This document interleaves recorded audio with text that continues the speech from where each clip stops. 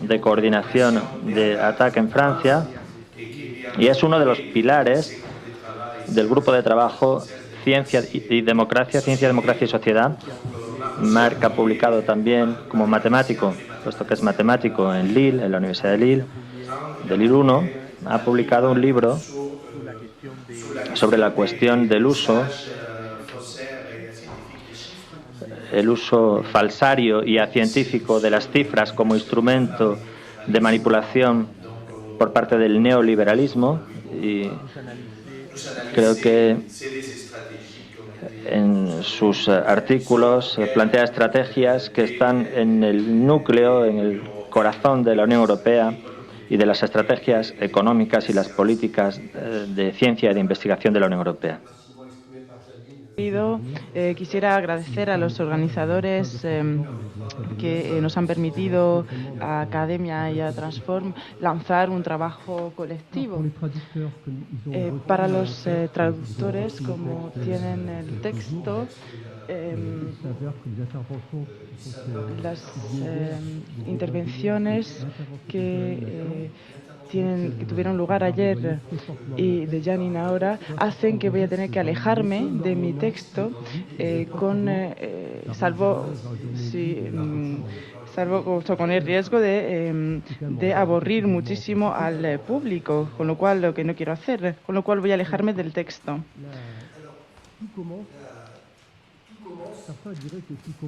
Algunos dirían que todo empieza con los primeros tratados fundacionales de la Unión Europea, pero creo que concretamente y políticamente, teniendo en cuenta las relaciones de fuerza entre las tendencias políticas, que todo empieza en los años 80. Durante los años 80 vemos aparecer una organización potente y eficaz por parte de los grupos de presión industriales. En los años 80 se decide el lanzamiento de lo que llamábamos un ciclo de negociación que empezó en el 88, si no recuerdo mal, y ese ciclo de negociación ha dado lugar al nacimiento de la OMC. La OMC, de la que hemos hablado ayer, de la que Marco, el antiguo responsable del área de educación de la UNESCO, habló ayer de la OMC. Europa, hay que saber que Europa ha tenido un papel aún más que los Estados Unidos para que la OMC se convierta en un organismo liberal. Antes del principio de las negociaciones y durante las negociaciones, la presión de los grupos de presión de los lobbies europeos industriales era extrema.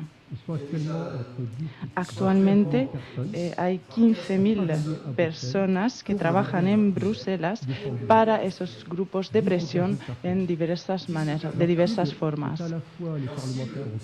Las metas son los parlamentarios europeos, comisarios europeos, altos funcionarios, altos cargos europeos y las instituciones en Bruselas. Su meta es también el público en general, pero vía la forma mediática. Están presionados entre el lobby directo y también la manipulación de las ideologías de las poblaciones. Existe una doble presión sobre las políticas, por una parte desde los grupos de presión y por otra parte desde los medios de comunicación. Con lo cual hay que analizar y comprender la situación actual para poder emprender un paso, o sea, la nueva apropiación del poder, una apropiación democrática del poder. El elemento fundamental, la estrategia estrategia de los neoliberales, lo que llamo los acuerdos de libre cambio y la OMC, uno de los elementos fundamentales. Estableciéndolos forman una especie de mecanismo que ha sido también tratado por varios intervinientes oradores, que tenía cierta función social y o sea, un Estado que tenía un papel medio social a un papel de competitividad después de este libre cambio. Con un libre cambio que no deja de intensificarse, ya que el 6 de julio del año pasado la Unión Europea y los Estados Unidos han abierto un ciclo de negociación que trata de intensificar el libre cambio y el intercambio directo entre los territorios europeos y los territorios estadounidenses. Frente a esta situación, los Estados deben defender su territorio en un marco de guerra económica agravada. Deben defender sus territorios y deben usar armas contra los actores de la guerra económica. Son las empresas que proveen empleo. Las armas son diversas, pero hay dos que nos conciernen de forma particular. La primera es la innovación para las empresas, no la innovación en general, sino la innovación empresarial, y la segunda es la formación de los trabajadores. Enseñanza superior, educación superior e investigación. Hoy solo vamos a hablar, evidentemente, de la innovación. Actualmente estamos en una fase en la que la guerra económica, que antes era el asunto de las empresas que se luchaban unas contra otras, hoy existen dos tipos de actores. Están las empresas y los estados, la Unión Europea y las regiones.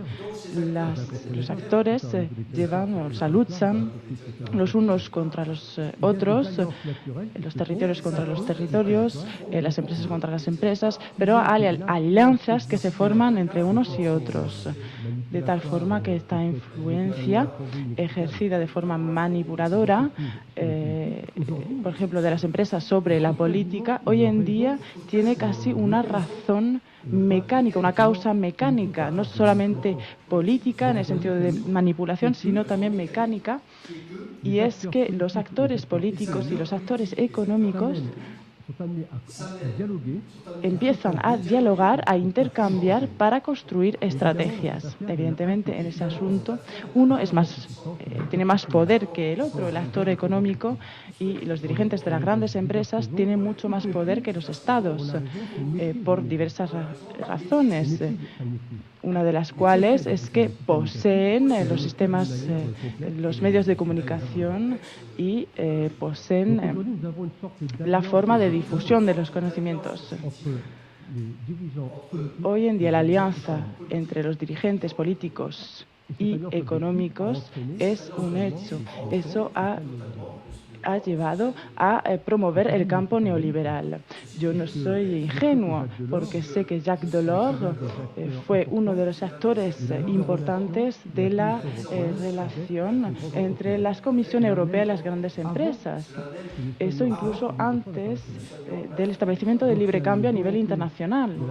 Hay una voluntad por parte del campo socialdemócrata que es antigua y que es en parte responsable de la situación que acabo de describir.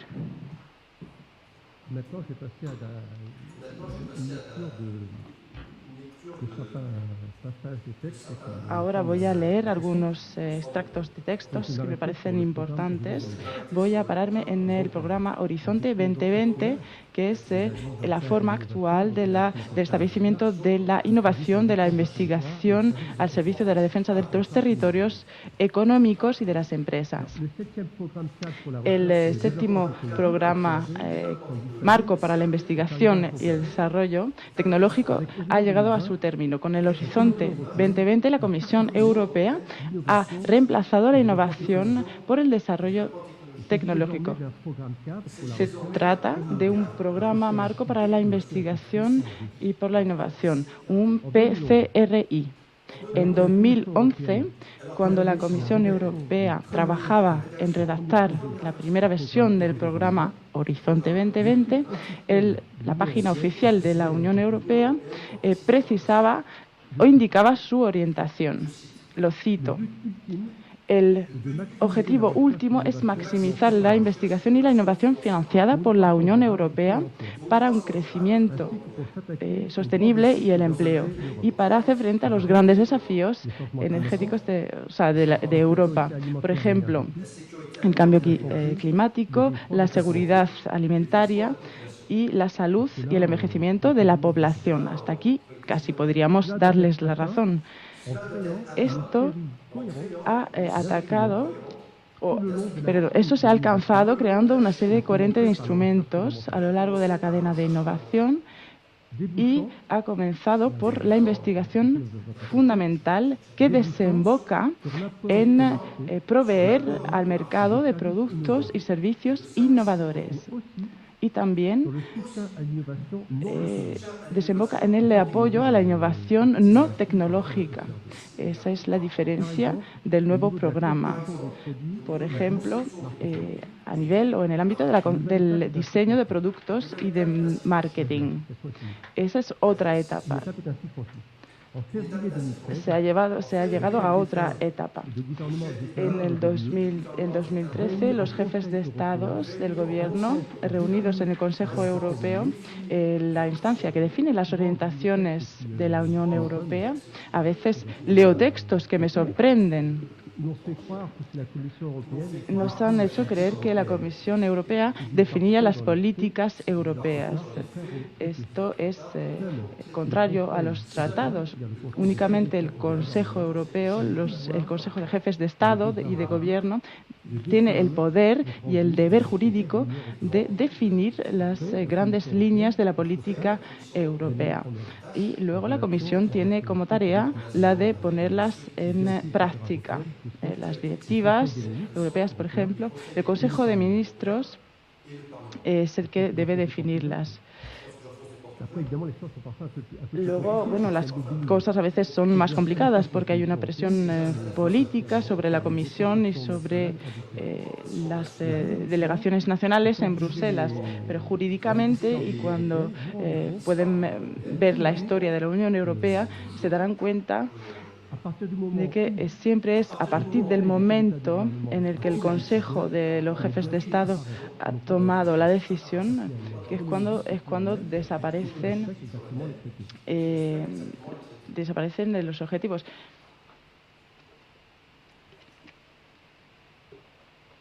En 2013, los jefes de Estados y de Gobierno ha establecido lo siguiente con respecto al Horizonte 2020. Nos dicen que todas las políticas serán puestas en práctica para aumentar la competitividad. Esa es la voluntad de los jefes de gobierno y es algo que hay que resaltar. Eso es un poco el objetivo que persiguen desde entonces. El mensaje de nuestros jefes de gobierno y de los responsables nacionales no tiene ninguna ambigüedad. Finalmente, si queremos sintetizar el texto de la Comisión de 2011 y de las palabras de los discursos de los jefes de Estado, esta investigación fundamental estará necesariamente al servicio de la innovación y girada mirando a la competitividad.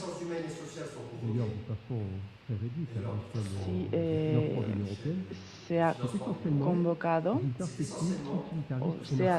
si tiene ese objetivo, es siempre en una perspectiva mercantil. Si la sociedad es tomada en consideración, es simplemente para ponerlas al servicio del mercado y de las grandes empresas. Voy a pasar a la segunda fase de mi discurso. Voy a hablar del actor fundamental de la Estrategia Europea 2020. El Consejo Europeo de febrero de 2013 decidió reforzar la capacidad regional en materia de investigación y de innovación. En el mismo momento, de forma paralela en Francia, dos proyectos de ley estaban relacionados con este refuerzo y con una transformación de la finalidad de las regiones. Estas, eso lo digo yo, es una síntesis, no es una citación, lo digo yo.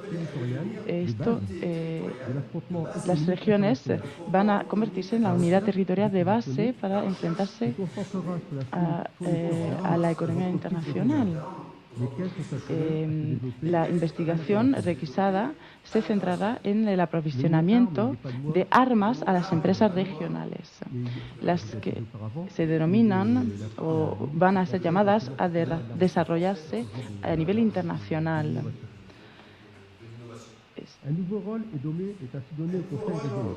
Papel se da así a los consejos regionales. En los textos franceses se dice que los consejos regionales van a ser responsables del pilotaje del conjunto de actores regionales en el marco de esta guerra económica de la que hablaba. Con ese objetivo, la Comisión Europea, en el marco de la política decidida por el Consejo Europeo de los Jefes de Estado y de Gobierno, establece una hoja de ruta. La Comisión Europea ha definido así nuevas condiciones a la financiación atribuida en el marco de la política de cohesión. Hay que saber que la política de cohesión es la segunda partida de gastos de la Unión Europea, con más o menos 50.000 millones de euros anuales, cuando el programa Horizonte 2020 dispone de 10.000 millones de euros anuales, más o menos una quinta parte. La Comisión Europea establece las condiciones de financiación y lo reagrupa en la expresión estrategia de especialización inteligente de las regiones francesas.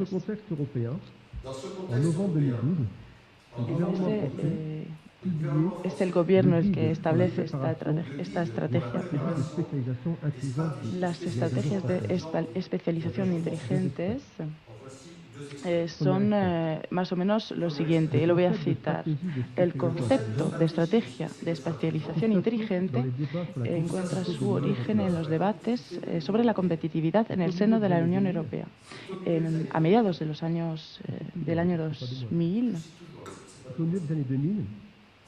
el concepto aparece en el debate europeo a iniciativa de un grupo de expertos que se llamaba el conocimiento para el crecimiento, que era dirigido por la Dirección General de Investigación para dar cuentas del margen de competitividad entre la Unión Europea y los Estados Unidos. Claramente y contrariamente a lo que podemos comprender, el gobierno francés se inscribe en el marco de la política europea y tiene como principal enemigo a Estados Unidos. En numerosos sectores hay que tener en cuenta que los Estados Unidos son los que son el rival directo de la Unión Europea y no China, la India o u otros países emergentes, como solemos decir. Esto tiene una importancia fundamental para mí. Creo que las razones son diversas.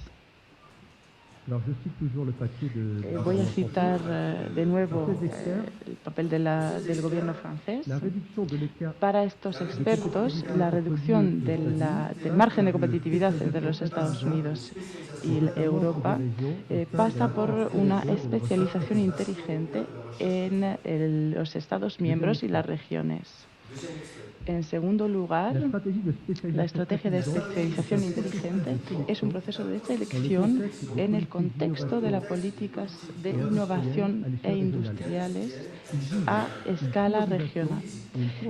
Se centra en una priorización y una concentración de recursos en un número limitado de sectores de actividad que son susceptibles de generar actividades innovadoras que van a dar a los territorios regionales, en ese caso, a medio plazo, una ventaja competitiva en la economía mundial.